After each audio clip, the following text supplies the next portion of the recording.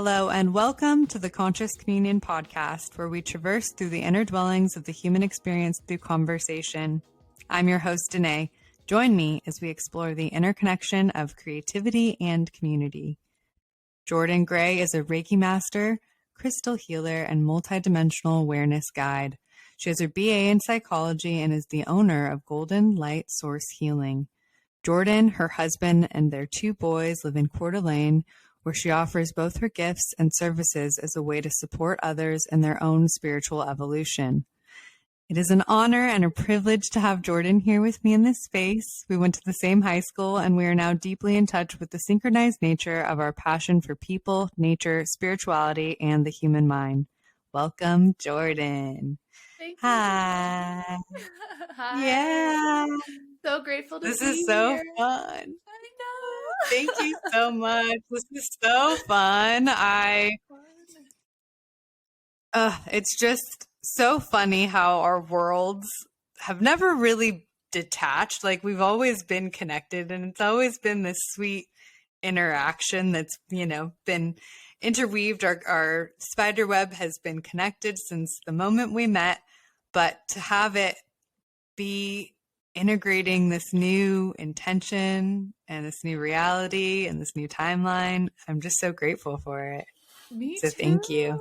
I know everything was always very light with you. We always just had like a fun, light friendship. There was never drama. There was never anything. It was just perfect. Mm-hmm. I remember coming in. Yeah, we really did have a good time. Yeah, we did. I remember coming in after I had Tyson and bringing him into Trader Joe's, and you'd be working at Trader Joe's, and it was just like the highlight of my day, coming in to see you and go shopping, and it was perfect. We always had a same fun. I know. We really did. I know. And then even just to know that you were at my wedding, like Brian and my wedding, like it's just so special. And we kind of briefly reconnected just from seeing each other at Trader Joe's. And I love that. I love that we were able to reconnect, even if it was for a brief amount of time. You moved shortly after and began your journey of pursuing all of your dreams and what spirit was calling you to do. And I would love for you to share. I do want to comment because I feel like it's important.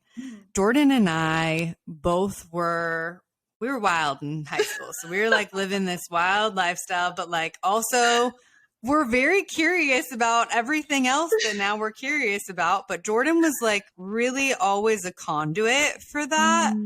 And I think all of our friends that we were close with like knew that. Like you were always very interested and curious in the spiritual realm. And even when we were in high school, you were talking about things like metaphysical aspects of spirituality that I had never heard of. So I know a little bit about this, but I would love for you to share how that began for you and how that kind of integrated into your being and into the body that you're living in today. Yeah. It kind of started when I was born. I literally was born with my gifts just wide open, with everything wide open. And as soon as I could talk, my mom would tell me that I would talk about how I chose this body. I specifically wanted blonde hair. I wanted this family, these parents, this mother. And I was very verbal about it, even at like 3 years old. And my parents weren't necessarily super spiritual in that realm. And so I think they just kind of, wrote it off like, okay, well, she's just talking, just speaking her mind. And as time went on, I just would continue talking about things like that. Like I used to describe that heaven was these big, beautiful green rolling hills. And it's interesting because we never really studied religion or Christianity or the Bible. And the fact that I just was conscious about heaven, that could have been carried over from a past life as well, thinking now that I'm aware and older and looking back on that. But either way, I came here wide open and I just was in tune. I could tell what people were thinking. I knew everything that was happening. Even at like 4 years old, I have vivid memories of looking at my parents and looking at different adults and knowing exactly what they were all thinking when they weren't speaking it. And at the time, it's very normal, right? You're just like, this is just normal. And it wasn't until I was much, much older that I realized there was something else to this, that not everyone has these abilities. And so to continue with me, when I was younger, about 5 years old, I started having these experiences where I would lay on this one couch in my living room or in my bed. It happened in both places. And I would just consciously and intentionally choose, I'm just going to leave my body. And it was something I loved to do. So I would lay on this couch and I would like put my hands on my heart and I would float up through the entire size of the room. And I would just be the size of the room. And I would just leave. And nowadays, I don't have a conscious recollection of where I went to. I think if I did that now, I mean, I would be obviously over analyzing it and studying it, recording it, trying to understand how it makes sense, right? But back then it was just so normal and natural. It was like, oh, this is what I do for fun. I leave my body. And so it was. That's such a trip. I know. And it's I love it. I love it. Like I never talked about this in high school. Like it wasn't until I was much older. Yeah. Right. I never remember you telling me any of these stories. And we talked about what felt like deep things at that time. You know what I mean? Like, but never did you express leaving your body. No.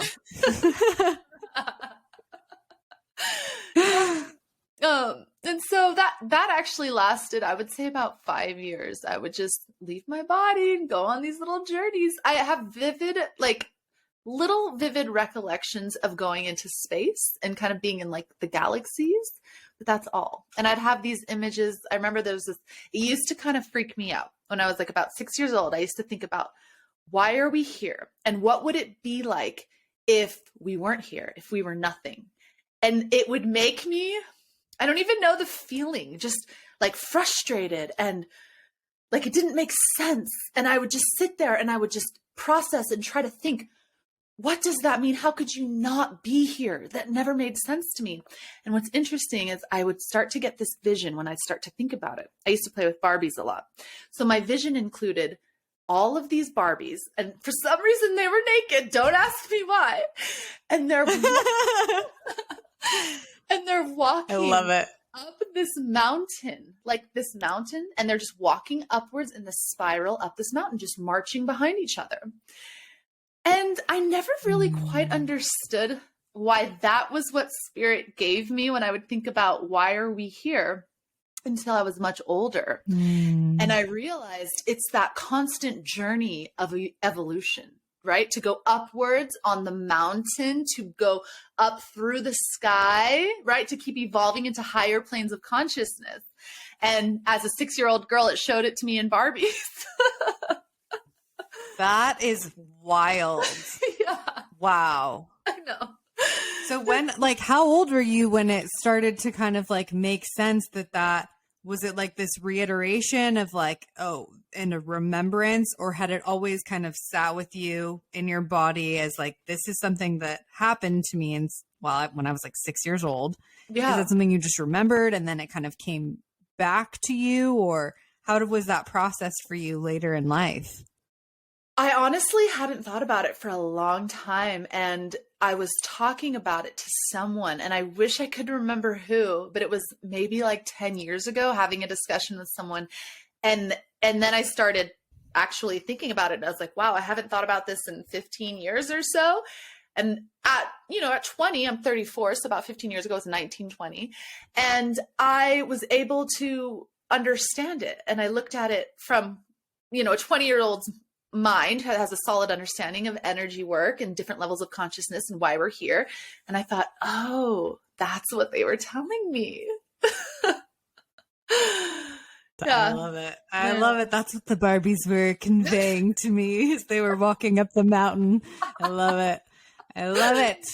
So good.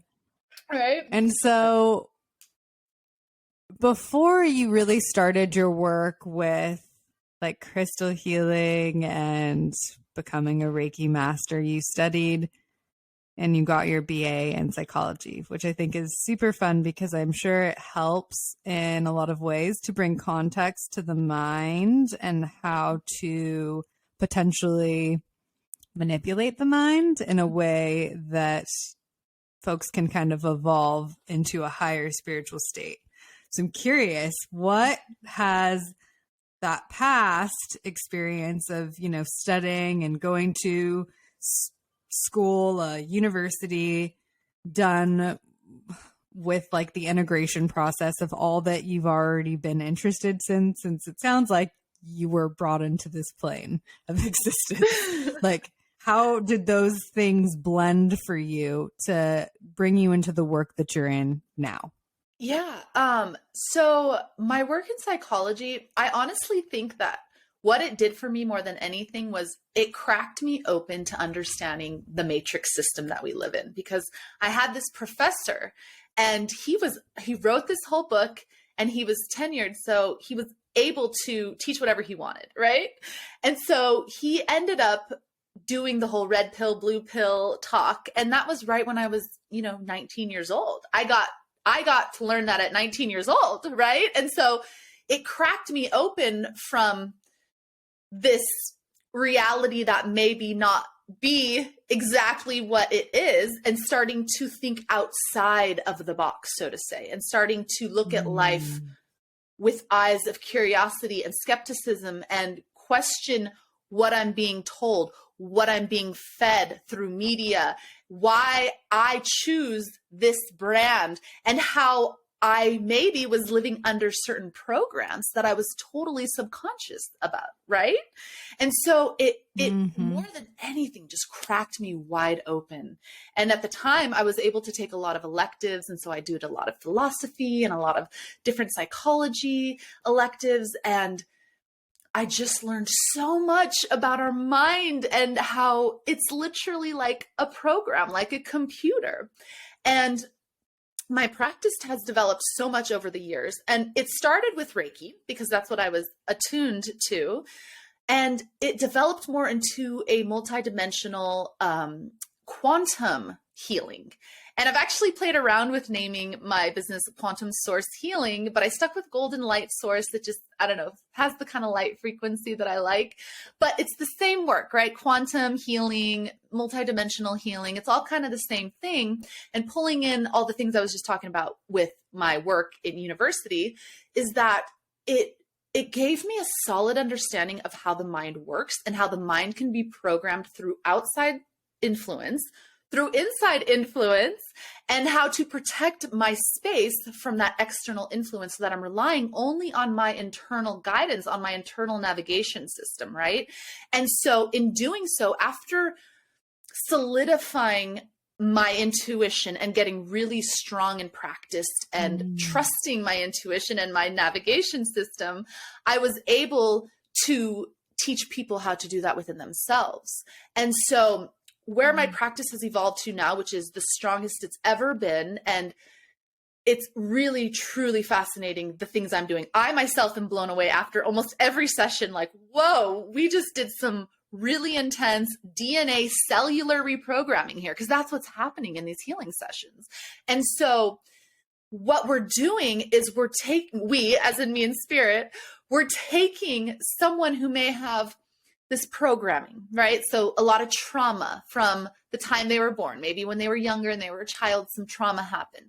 And then what's happening is that trauma starts to flood into the entire body, right? And so all the body system, it starts to recognize the trauma as its own. So the cells within your body, the cells within your organs start to absorb that trauma, and it becomes a part of the cell. That literal programming becomes the cell's programming, and it starts to work off of that programming. So that's why they say you attract what you think, because it's the same concept. You attract what your cells, what your body is feeling, that trauma that has stored. You start to project that just by your essence, just by your energy, right? And so what I was able to learn how to do was to come in, go into that programming, find where the trauma is, where it's stored in the body.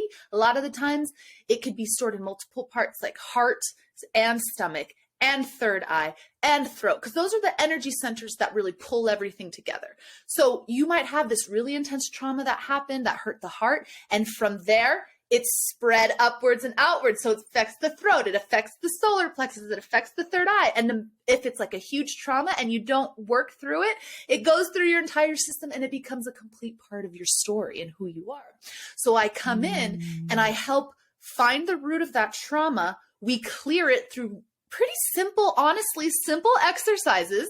We clear it, we send it out of the body, and then we go through and we actually release it from the cells. And I guide my, I was going to call them students because a lot of my clients are my students too, but I guide my clients into how to release that. So they're going through it as I'm doing it with my hands and with source. They're also releasing it from their cells and it's being released into source light. So it's released from their body. And then once it's fully released from all aspects of self, because I also come in and I'll look at the person's multi-dimensions, like the different dimensions that surrounds them. So there's like 7 different layers that'll store energy. And then I come in and clear it from there so that it's just 100% gone from all of your energy field. And then we come in and we literally reprogram. So if, let's just bring up, you had a trauma that you were neglected and you've carried this neglect. Everyone neglects me. And that's your story because of what you've experienced and you started attracting it. So let's say we released that neglecting trauma, then we'll come in and reprogram. So instead of I'm always neglected, I've always been neglected, it's I'm seen, I'm loved, I'm heard. And we start to not just use them as mantras. I try to teach people to take it a step further to where you close your eyes, you say the mantra, and you feel the energy of the mantra penetrating through every single cell. And that's how we literally reprogram the cells to be in their optimum frequency. So tying it all together, the skills that I learned in my studies with psychology gave me the skills to understand the mind at such a level that I'm able to now teach people and help people reprogram their own mind and the way that the mind communicates with the body. That is incredible. That is so beautiful. And I felt that on a deeply spiritual level. Definitely felt that in my cells. That's incredible because the mind really is, I just going through my own work and we're all evolving. We're all working through our shit, right? Like I'm still definitely working through some of that. Like I'm working through the old stories and I really feel like I'm at like a precipice point of like, all right, this is, there's definitely like, I'm here, I'm learning a lot, but I'm also learning like, I don't need to live like that anymore. And nor do I, like my spirit and my higher self cannot live in that space any longer. Like I've outgrown it. So it's time to move on. So it's really cool to hear you say this, the whole idea of how you're bringing your clients into their own realization of working with their mind. So and I think we oftentimes in spiritual spaces, we demonize the mind. People have the tendency to, but rather to bring in the mind and to utilize it as part of the resources that can enable you to get to the next place and space wherever you're going, right? Like, that's so cool, Jordan. Yes. Thank you. I love it. And you know what? I'm going to offer, for you, because it's like bringing me on the show, like, let me treat you to a virtual healing session and you can see what it's all about. We'll see. I would love that. And then maybe we can have another session after and we can talk about it. That would be amazing. Let's do that. Yeah. I think that would be really cool. And then maybe folks who are listening and if they feel the call, then they can reach out to you. Yeah. So, that would work. I love it. Yeah. I love it. So you're in Coeur d'Alene, which is what I've heard, a complete portal, and you're working in this beautiful space of helping people through their own spiritual navigation. And you're really just pursuing what spirit has in front of you. So what's that been like for you to just continuously answer the call? Because you left LA. How many years ago was that? Oh gosh, Tyson is 8. So about 7 years ago. Yeah. About 7 years ago. Yeah. And that transformed 7.5. Okay, yeah, because it was right. I remember you were moving right after our wedding. Yes, that makes total sense. So yeah, you moved right after our wedding. And so that's so funny. Timing. Wow. I know. Crazy. You left, and that was a precipice of for you, and just navigating this expanse, right? Like leaving LA, moving to a smaller city that wasn't as congested with energy. What did that do for you to take space for yourself and to find, just a new pace of living? What did that do for you specifically as someone who, is a conduit? Yeah. To be honest, so we went from LA to Seattle, and then we went from Seattle to Coeur d'Alene. So going from LA to Seattle, it was a really nice buffer because I feel like, coming from a place where LA County is 19 million people to to a state like Washington, where the whole state of Washington was 19 million, right? It gave me that nice buffer to now I'm in Coeur d'Alene with, the sign down the street says 42,000, but I know it's grown a lot. I'm going to go to like 60,000. So that's a huge difference, right, in population. Seattle was a nice buffer. It gave me that, it kind of calmed me down and brought me more into my body, I would say. I loved LA. I loved growing up there. It was the best time, we had wonderful upbringing. We had so much fun. So many opportunities, so much diversity. I feel so open-minded because I grew up there, right? Like you get everything, you get all cultures, you get all types of people, you know how to deal with any situation that comes your way, right? It's like, I remember when I moved to Seattle, one of my best friends who I love so much, she would be so scared to go to downtown with the homeless people.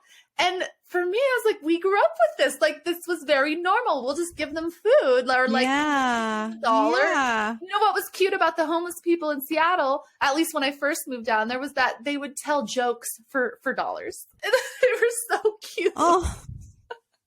And they were like, I'll tell you a joke for $1. Yeah, I got you. Listen to this joke. I'm like, I love it. Like, keep going. I'll keep giving you more. As long as the jokes are good. Come on. No, but that's so fun that you were able to even like show her what it's like to communicate and have conversations with people that maybe someone else wouldn't normally have a conversation with a homeless person, but because they're people too, it's important for us to open our eyes and to have those beautiful conversations with them. And for you to stop, pay attention, listen, and for your friend to see that is impactful. Yeah. And that really, again, with LA, growing up in LA, that was every day. Yeah. I mean, really. Yeah. Like every day. That was just not something every day. Yeah. That was normal. Every day. I mean, and it's our community. We have to like be open and understand that is a part of community. That is what happens. But I also understand. So what's interesting 1,000%. Coming to a small town, I see where if you have no exposure to that, it's scary, right? Like I also can understand that outlook, like where maybe in the past growing up in LA, I wouldn't have been able to understand that, right? So coming to a small town kind of helps me understand people a lot more, right? It helps me see their culture and how they grew up, and how where you grow up in a very small town with not a lot of diversity, a lot of new things can be overwhelming and can be, I don't want change. I don't want these things. And we deal with that here. There's a lot of people moving out to this area, and some of the locals don't really like it. And so there's a little bit of that hostility. But for the most part, people are, nice, and you just kind of have to move past and be like, yep, I'm one of those. I'm from, California. But I also, it really makes me understand people more. And I think that's what every move has done. I just understand more and more, right? Every time, Yeah, because it's not easy to leave what you've known and create a new life somewhere else. Like, it is not that it's not hard to stay where you are and to stay stuck in those spaces. However, creating a new idea and concept around a new space can be very challenging for folks because you realize maybe what held you back in previous towns. And I really learned that coming up to Portland real quick. Like it was, you know, a beautiful opportunity to unlearn those programs that you were talking about earlier. It really is. You know? Yeah. Like, go ahead. No, you. Oh, well, I'm just, yeah, go ahead. Los Angeles, I love, like, oh yeah, so this brings back to what I was saying earlier. Loved growing up there, all the amazing things, right? But there's so much of this attitude of looking out for yourself. You have to really take care of yourself because there's so many people. There's this attitude of like, kind of like me first, right? And so, but that's how everyone is. So it's not a bad thing. That's just the way you operate when you're in a community where there's 19 million people walking around. You know what I mean? There's not a lot of time to focus on like the calming, the community. How do we all, even though there was still that and you still, you know, help people, it's just more like, how do I get from A to Z? It takes me an hour to get home every day. So I need to leave. Like, I don't have time to hang around and do this. Whereas up here in Coeur d'Alene, in this beautiful town, it's very peaceful. It's very relaxing. It's very slow pace. There's time. I go to the grocery store. I sit and I talk to the checkers, you know, for 10 minutes. Like, it's just that very communal atmosphere and environment. And, you know, even though there's a little bit of that small town mindedness, there's a lot of incredible people in this community. And I've never met so many people that are so community oriented, that are so loving. And I've met some of the most amazing soul family in this town. And I just feel like some of the people that are here and some of the people that are migrating here are all kind of coming together with the same mentality of like, we want to do things differently. We want to, you know, we're kind of tired of this capitalist, you know, culture, and they just want to be happy. And we just want to raise our families in good environments and just be at peace. And that's it, you know? So it's it's beautiful out here in so many ways, not only people and community, but the area. You know, we live 5 minutes from a lake. Like, it's just perfect and amazing. We're so grateful. Yeah, I mean, you're so engrossed in nature, and that in itself can be so enlightening, right? You're living at a bit of a slower pace because the land lives at a slower pace come winter. And so you're experiencing that right now, which is very different again than coming from a place like California.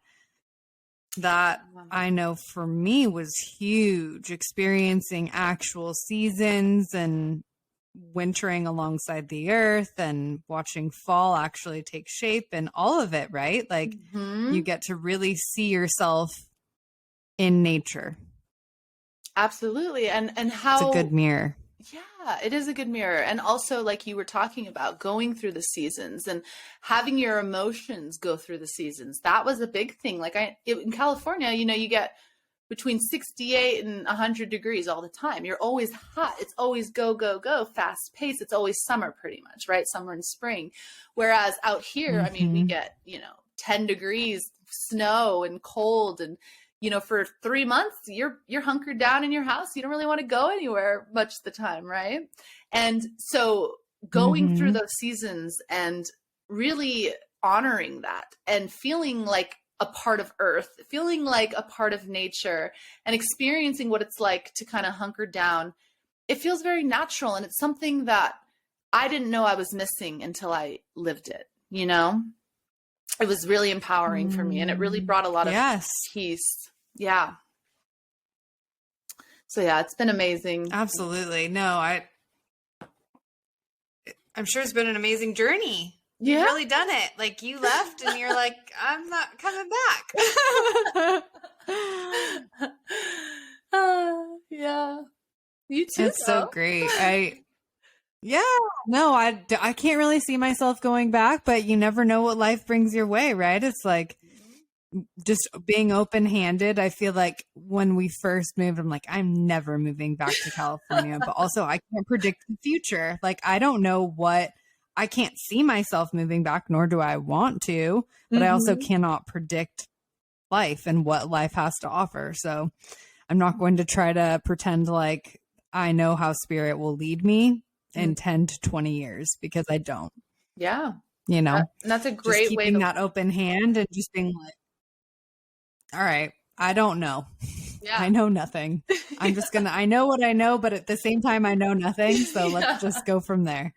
But yeah. And I feel like being a mom for you must also impact just the way you live your life and the way you've decided to choose this sweet, simple life. You mentioned that, like, that there's so many folks that are really choosing that intentionality for their families. And what does that look like for your kiddos? Like, I'm sure they're thrilled to be living out near nature, and they have access to different things maybe that you weren't, you know, accustomed to as a kid. So what's that been like as, you know, a mama and just someone who is interested in all the things that you're interested in? And I feel like it probably, they're married, those things, your practice, your work, and being a mother, they go hand in hand.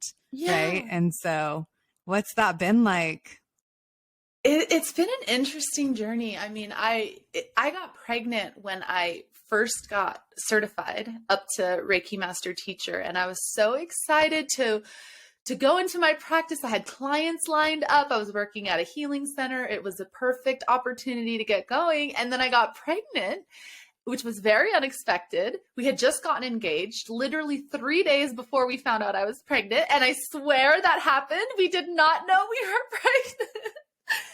And then all of a sudden I was like, oh, okay, well, let's just ride this wave. You know, this is what's happening. I mean, we were also very happy. We loved each other. We'd been together for, I don't know, 5-6 years at the time. And so but there was a little bit of a challenge where I always felt this desire inside where I was like, I was going into my practice, and then I became a mother, and that became my life. And I was very committed to being a stay-at-home mother for the first 2 years of each of my children's life. That was extremely important. I learned that in my psychology classes, how important that is for a child's development. And so I stayed home with them for 2 years, each one of them.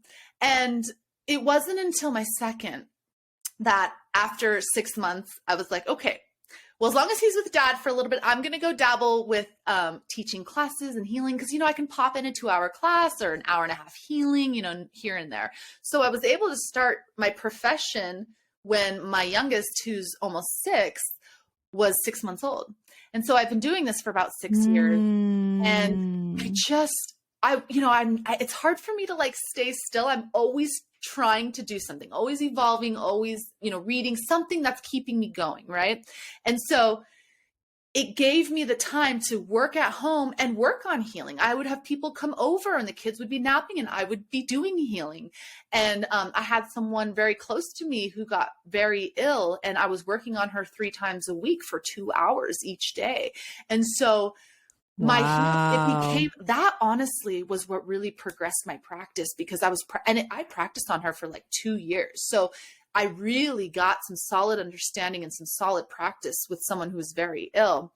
And then I was able to come out to Coeur d'Alene, bring the family, and they're thriving, they're happy, and everything just really worked for us out here. You know, my husband, I love he has a bonsai business. We sell bonsai trees. And so his business is going well. And then my business just really took off. And then the kids got into this incredible school. And it was just meant to be. Like you talked about, Coeur d'Alene definitely has a portal energy. Coeur d'Alene. Yes, we can start calling it that. Coeur d'Alene. I love it. I might start a new trend, Jordan. I love it. I love that. I do too. Oh, that's so great. But it does have that portal energy. Go ahead, hon. With you living there, I'm sure it's just enhanced your practice in a way to not have as many distractions, I would say, or imagine. Is that the case? Because there isn't so much around that you really do have the time to devote to your practice and what you're really trying to, you know, put out in the world. Absolutely. I mean, this is why I got to the level that I am now, because I was out here, I've been out here for 2 years and maybe 4 months or so. And during the winter, I've never experienced winters like that. And, I didn't really drive well in the snow at the beginning. And so I was kind of like hesitant to go out. And I would spend a lot of time at home. And, boredom really can be an opportunity for some massive creation. And I just went really hard into my practice. And I'm not going to lie, those past 2 years, I look back on 2020, 2021, especially, those were some of the heaviest transformational years that I've been through. And it was almost like the final layer of so much work that I had been working on within myself. And so being up here in solitude, being one with nature, and we live up in the mountains, so we're even that much more out in nature and in solitude. And it's isolating, but it was exactly what I needed. And I really grew in that space. And I don't think I would be where I am right now, being able to perform this type of healing without these past 2 years being up here and those winters and having those periods to really integrate, process, hibernate, like the animals hibernate during the winter season. It's the same process. You're consciously integrating and reflecting on everything that's happened, and then being like, okay, when spring comes, this is what I'm going to do. So it's almost like it kind of just hit me right now. It's like almost like you're going through like a full moon ritual where you're like, oh, I'm going to sit down, I'm going to create these intentions, I'm going to clear out some stuff that's blockaging, and then I'm going to wake up tomorrow and I'm going to start this brand new me, right? And so you get that for like, 3 to 6 months. You get this period of strong reflection and strong integration and strong planning of what you're planning for the next 6 months out of the year. So yeah, it's been absolutely amazing. I know this is where we're supposed to be, and I'm really grateful to be here. And there's a lot of conscious people coming together in this community between Spokane and Coeur d'Alene, this whole strip. It's just seems like we're all just kind of coming together. And I can't wait to see over the next couple of years how we're all going to be even pulled more together. I mean, that's what has to happen, because, I think of like my different groups of people that I've met. And eventually we're all going to come together, right? And then their groups. And then we're just going to be like this one huge community of conscious creators that are all supporting each other and that are all living their truths, and they're sovereign beings that are just doing the best they can for themselves and for the planet. And I really see our community, and I think this is not just happening here in Coeur d'Alene. I think this is happening around the world ever since COVID hit. I think this is just kind of a side effect, a trickling down side effect of COVID, is that people kind of forced people to start reflecting on their lives and what they want to start really doing with themselves. That's why the employment market is so low, because people are like, I'm not working for other people. I'm working for myself so that I'm happy. So that it's kind of bringing it back to the trade, right? The trade. What do I offer? What is my service? And so I think we're all growing into this community and really rebirthing a whole new world. And, the prophecies have talked about this whole new world for thousands of years, right? There's going to be this new earth, and we're going to create this golden age. And I think, I'm getting the chills. I think this I am too. I've had them since you were talking about this. Yeah. Go. But I think that's what's happening. Like, it's funny because when I reflect on it, I can see how this is the groundwork. These are the baby steps of creating this golden age, this world, this 5D frequency where everyone's living their truths and everyone's happy. And it takes a lot of, death, so to say, right? Internal deaths and those dark night of the souls where we're just don't know if we can wake up tomorrow and do it anymore, But that's the death that needs to happen so that we can be in such a frame of mind and it's such a frequency that we can really start to be in our power to create this world, right? Because if we're all living that way, if we're all creating in our true authenticity and our true power and what our unique blueprint, right? Our cellular structure, our DNA, our ancestral karma, and all the things they've taught us, all coming into you, into your specific being, that's going to create this perfect little unique expression of soul that's going to be so different than anyone else's. And then you put that with someone else's little expression of soul and someone else's little expression of soul. And then it just creates this chain of this perfect, unique, diverse expression, which really is just all an expression of source, of God, right? Of creator. And we're all playing it out in ways. So that is what I'm saying. It's so good. Yeah, it's so good. It's so good.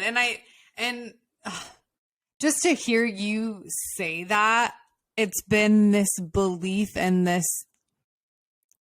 I've seen it in visions. I have pretty vivid dreams, and it's not something I talk about super often, but it's been something because I'm treading lightly with it because it feels, I've had it for a while, but I also haven't been studying it like I am, observing it like I am. Now I'm journaling with it, and now I'm trying to work with it. You know what I mean? Like talking to myself before I go to bed and like praying and seeing what comes as an initiation in the dream space.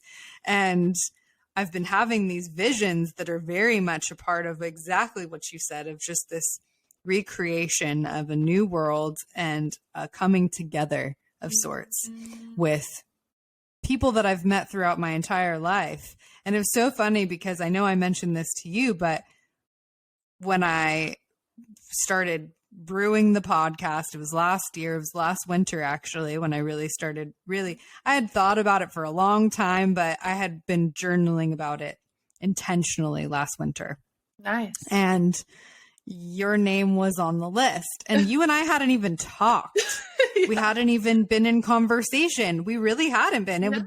I think maybe we said like, hey, how's it going? Like on Instagram a couple times, but nothing intentional. And so I think it's funny that your name was on the list, and here we are in this conversation talking about rebirthing a brand new world. Yes. So. Wow. Bringing that full circle. That's so true. I love that. So funny how things happen. Truly. Yeah.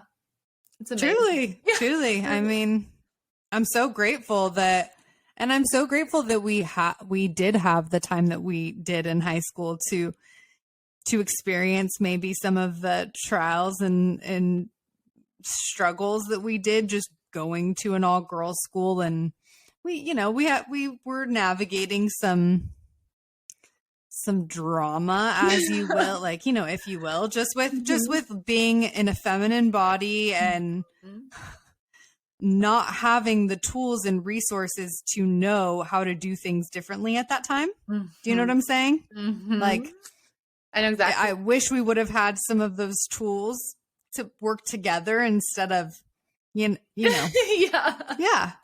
Yep. And I think. And here we are. Yeah. Here we are. We did it. We made it. Yeah. Because I think back to, high school, right? What is that? 20 years ago? Gosh, that's how old we've gotten. Yep. But thinking back 20 years, it feels like a totally different reality that I'm living. Like, it doesn't feel like the same world. I'm like, this is nothing. It's not. That was a totally different life. Like, I feel like I literally died and came back at like 30 or something, or like 28, 30. And it was just like, that was the start, like, it's wild to think about it. Yeah.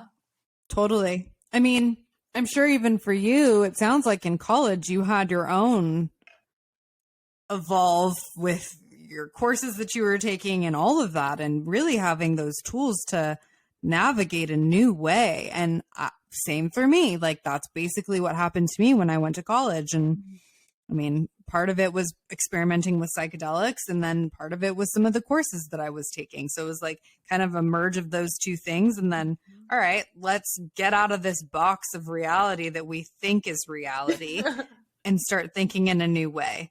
Yeah. And then, but there's been multiple deaths up between that time until now, right? Like, that's the constant call, is to like merge our darkness with our light and assess it with grace and compassion. Always. Absolutely. I know. So what would you recommend to someone that's kind of navigating that space of figuring out how to work with both energies, because you can't just work with the light. You have to at least assess the dark to know another way. So what would you say to someone investigating that? I would say the best thing you can do when you're in your darkness is to first and foremost embrace it and not run from it. I think that's the most important thing. I think a lot of times we get scared when certain realizations and realities kind of hit us, and sometimes we don't want to think about it. Sometimes we don't want to see ourselves in certain ways or see other people in certain ways.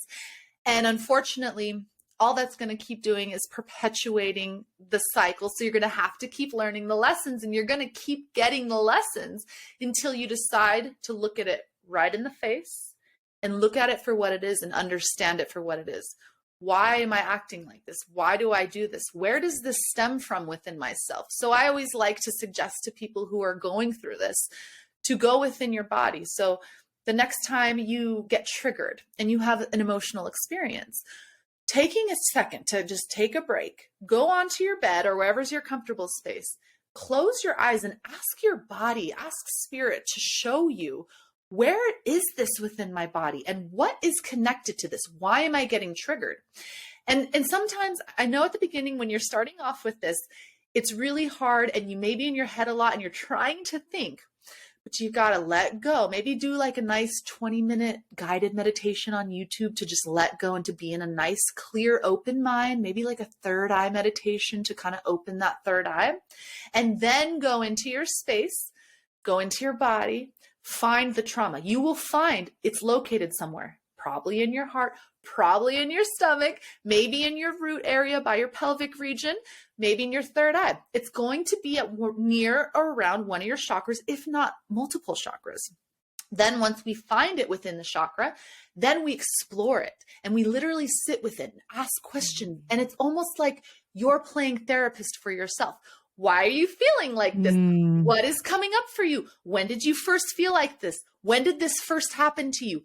That is the most important question in my sessions, is for me to find out when my client first started feeling that way, because then I can locate when the trauma started. And then that's my key to know, oh, I have to go in at age 12 and we have to clear that trauma at age 12 and then bring out, because here's what happens when we have some trauma happen to us, like at age 12. So let's say you're doing your work and you find, oh, this happened to me at age 12 and it was horrible and I shut off and a whole part of me just closed off entirely, right? So then what we need to do is not only do we need to go in and look within and find that root cause and start to bring it up to surface, even if it hurts, we want to release it from our body. So say, it's safe to come out of our body. You're welcome to come out. Let it go. Breathe it out. If you're crying, good. Cry it out. Release that pain and that trauma. And then once you've spent time releasing, this could take you 20 minutes. This could take you a couple of days that you're releasing. Honor the cycle. You'll know when you're done. Don't stay too stuck in it. But once you're done and you're ready to move forward, then what we want to do is we want to invite that part of you. So let's say it was age 12 that you stopped, right? And you cut you out of the trauma and you closed off an aspect of yourself. Then you invite that age 12 version of you to come back out. And I like to tell my clients, imagine that you're literally going, let's say it's in the heart. You're going into your heart and you're seeing the 12-year-old you and you're picking it up with your hand and you're saying, come out now. I've got you. You're with me now. You're safe now. It's time for you to come out and play. And then you're uniting with that person, that part of you, and you're letting that part of you come back out. And then it's important, whether male or female, to mother and father that part of you. And so because think about it, that 12-year-old you got stuck at 12. So it never got to grow up. It never got to express itself.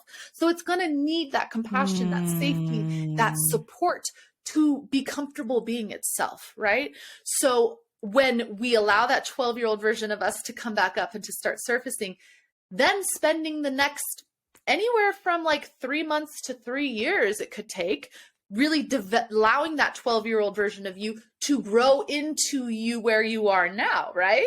And so we need to make sure we're mothering and fathering that little 12-year-old part. So let's say that part of us had confidence issues. Okay. So every time that part of you that's now safe to come out and is playing around with learning about confidence, every time they play around with that, instead of being like, oh, I shouldn't have done that, I can't believe I did that, we don't want to speak to ourselves like that. That just makes us feel guilty. That just brings negative emotions. So instead, mothering and fathering and saying, you're doing a good job. That may not have been the best way to handle that situation, but it's okay. Let's figure out a better way to do it next time. But you got this and you're doing a good job. And it's really just bringing that positive self-talk into it and reminding yourself that it's okay and that you got this. And you will start to feel the shift and the transformation, and you will start to be able to take care of yourself. And it's a really empowering exercise to do. That's so beautiful, Jordan. Yes, thank you. I love that. I love inner child work is so potent.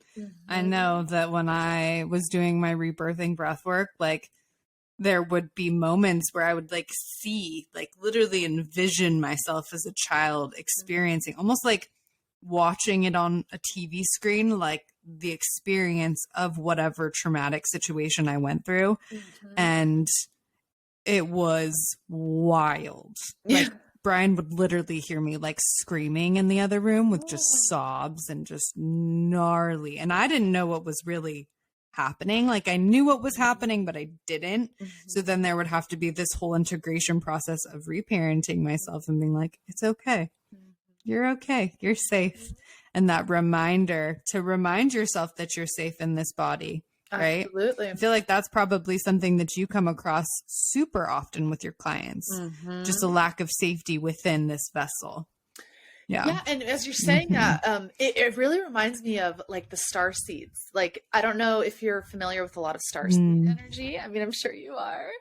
A little bit, but I would love for you to share. Yeah. Okay. So I happen to attract a lot of starseed energy because I consider myself starseed, and that's like a big thing. So just for anyone who doesn't know, a starseed is someone who came to here on this earth, but is from other dimensions and other planets, so to say. And so you have all of these, they're kind of like, they would be like eccentric thoughts and eccentric ideas, and you don't really fit the mold, and you've always been kind of different from everyone. It's like the black sheep, or the one that's like all the way over here when everyone's over here. That's like starseed qualities. And but the biggest thing is you've always had a longing for home. You're like, I want to go home. This isn't my home. Right. And so that's a really strong characteristic of a starseed. And so when you talked about, having clients who have a lot of issues with being in their body, it really reminded me of the starseeds, because I get a lot of starseeds that come in and they have a lot of issues with being here on earth, and they have a lot of issues with money and materialism and a lot of that physicality issue. And so, but it's because this isn't their realm of like this isn't natural for them to have to deal with like egos and money and power. And like, it's so far beyond them. They're like, wait a second, I don't even want anything to do with this. But what's important for anyone that maybe resonates with this is that this world is an opportunity. And if you can, I don't really mean these words precisely, but kind of like play by the rules. If you can learn how to utilize all the aspects of this reality, utilize the materialism for your benefit, right? Like, I remember when I was younger and I was like, I will never, ever buy a nice car. I just don't want a nice car. Like, I don't want nice things. I'm going to look like a bum all the time. And I went through a period in college where I literally would make myself look unattractive and would dress like a bum because I didn't want to embrace the physicality of this world. It felt so foreign, and it made me angry because there was a lot of abuse of that too, right? And eventually I realized I'm doing myself a disservice. Why don't I figure out the rules of the game and use it for my benefit, right? And so, there's something about money. It could be overused, but for someone who has a good heart and a good consciousness and who wants to help humanity, money can be used to do that as well. And so, I really wanted to bring that in. I felt really called to kind of channel in for anyone that might feel like they resonate with starseed Mm. frequency. But know that you're not Mm. alone. There's so many starseeds out there and so many starseeds that are unaware that they're starseeds yet. So it's a really exciting thing to kind of explore. And you can look it all up on Google. Just search all about starseeds. You'll find everything. No, I love that. Thank you for channeling that and listening to spirit and, allowing that to come through. I think it's really important for you to honor your voice in this space whenever else you come on. And, I know that we had talked about just you bringing up whatever feels true and expressive to what spirit is wanting to speak through you. So is there something that you would like to share beyond what you already have shared with us that could feel like a helpful tip or tool that you can leave us off with? Absolutely. I already know where to go with this. Yes, I knew you would. So this has been coming through really strongly the past couple of weeks. So anyone who knows me knows that I'm obsessed with the solar flares, because when the solar flares get really intense, I feel them immediately, right? Some of us, it takes a week or maybe. Can you explain what those are for someone? Okay. Sorry. So first and foremost, solar flares are when the sun emits, an energy. It's like a blast of energy out of the sun.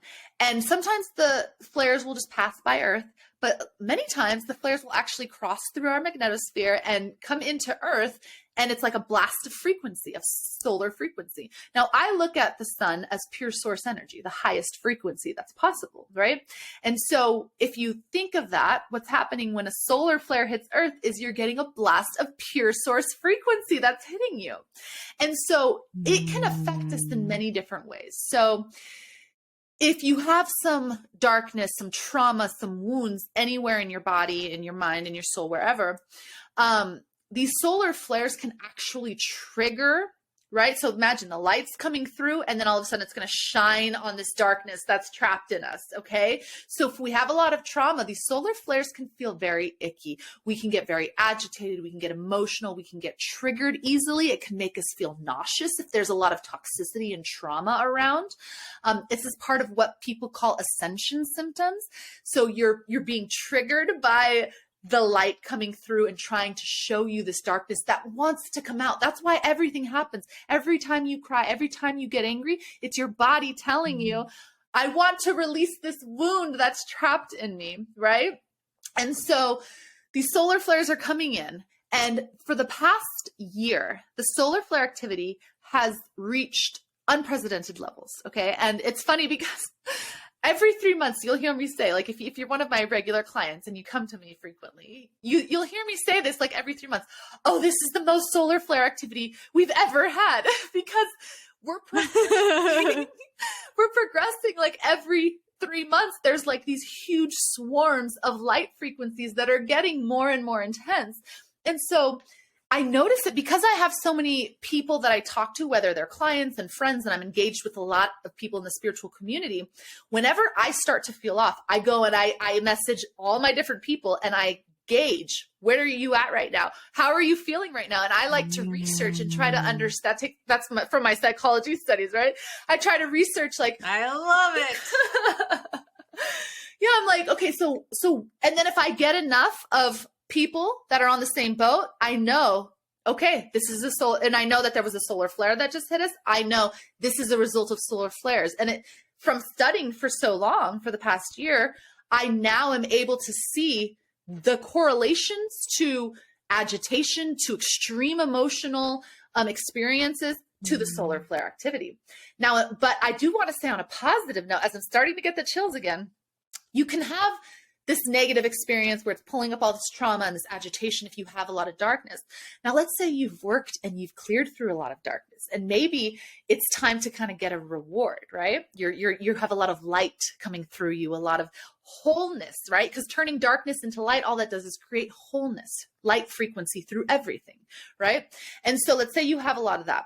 Then when these solar flares come in and you're getting pure source light coming through you, you are going to get like this extreme inspiration, this extreme manifestations. You're going to get messages. You're going to feel amazing, like these natural energy highs.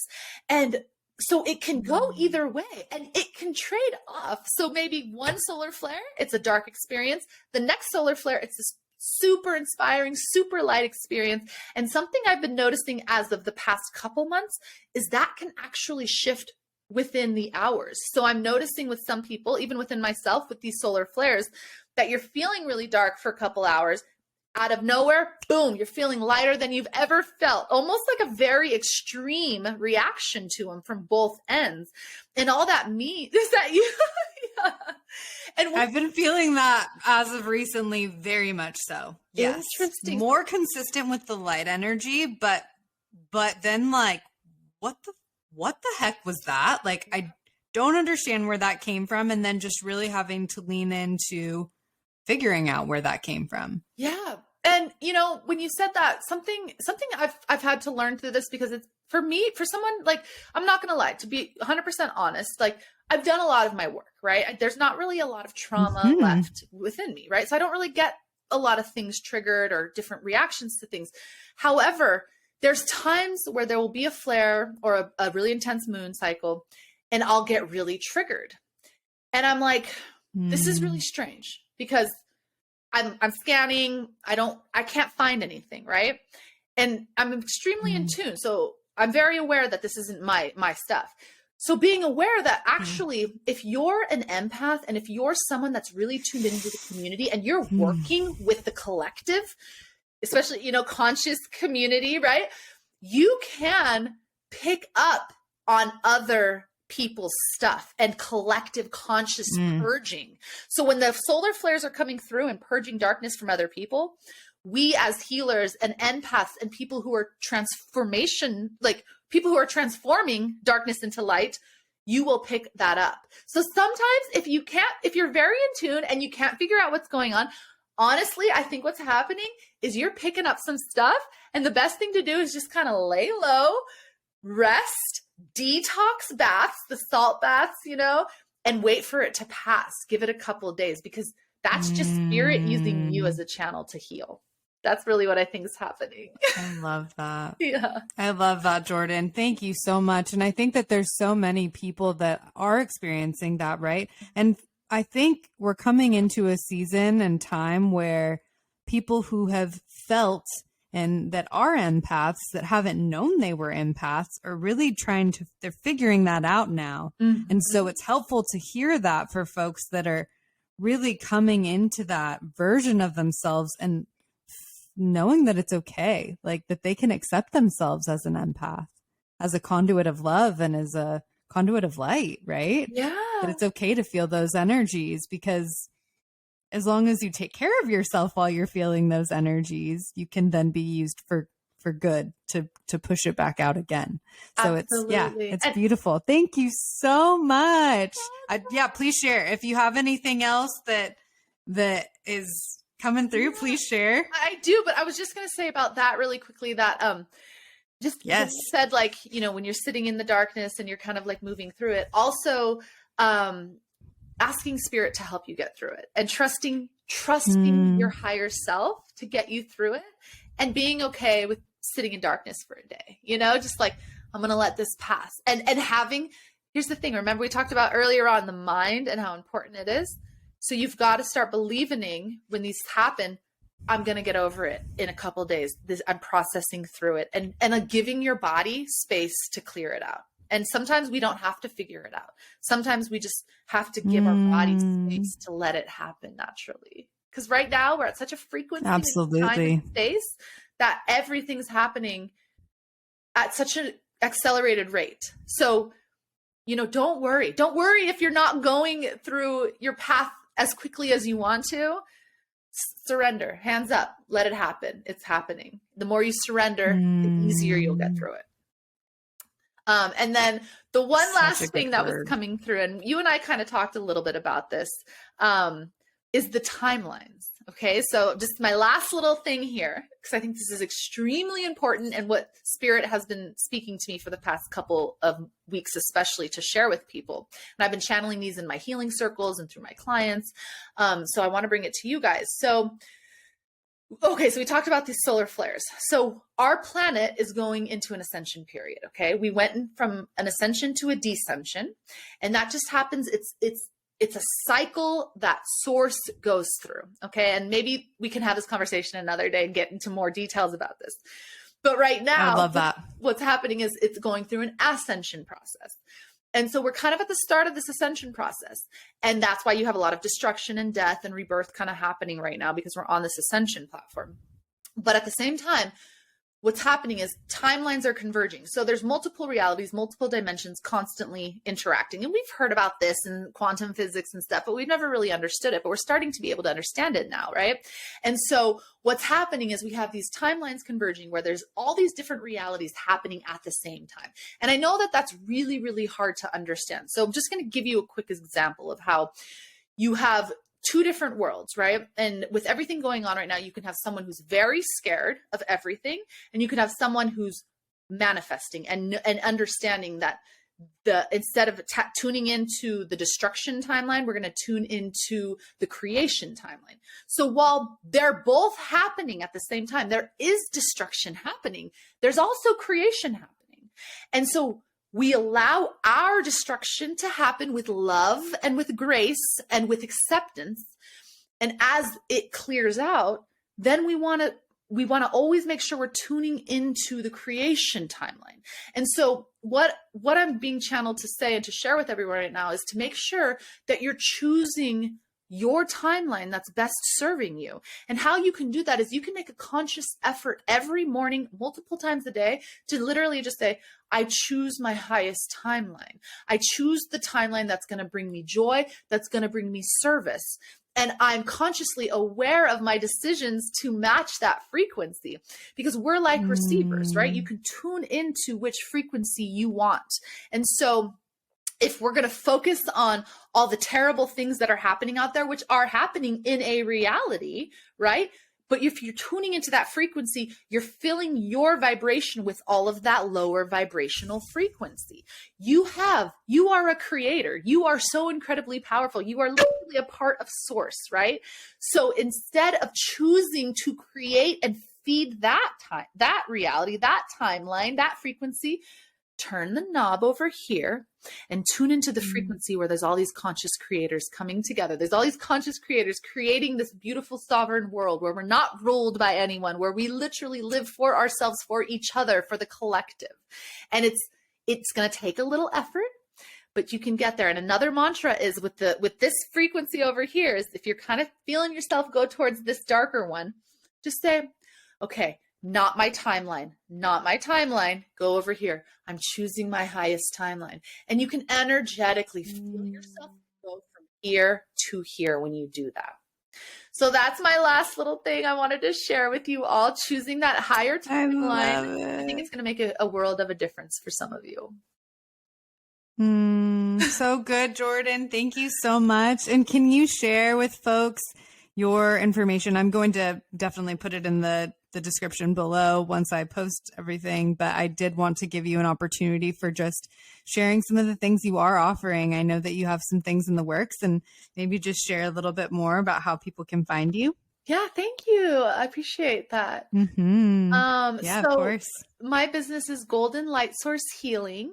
And my website is glshealing.com. Well, you can see my services. I do virtual sessions, and it's funny because some people think virtual sessions, like, how can you do virtual energy healing?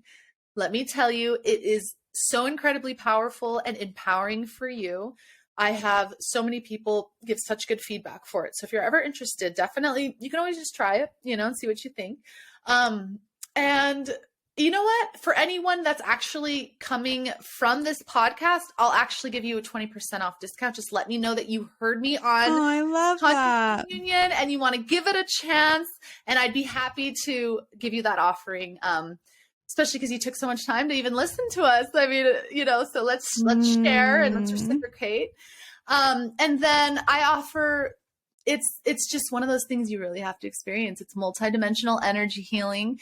We travel deep into the traumas, we release, or if you just want a DNA upgrade or a cellular upgrade, we can literally just bring in that 5D high frequency and upgrade everything so you're just right there in that frequency. And then I do things like entity removals is a really big one for me because a lot of people have these little, even myself, I have to keep myself clear constantly. They try to come down, just these little energy attachments, you know, nothing scary. I used to be scared of entities, but they're very normal, very real. And so there's so many different things.